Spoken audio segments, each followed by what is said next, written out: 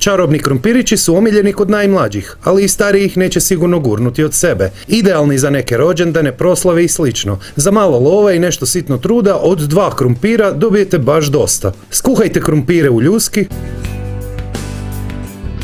ogulite i pasirajte. Dodajte po želji malo papra, brašna i parmezana. Spremite u duboko zamrzavanje i tako mogu stajati danima prije pripreme.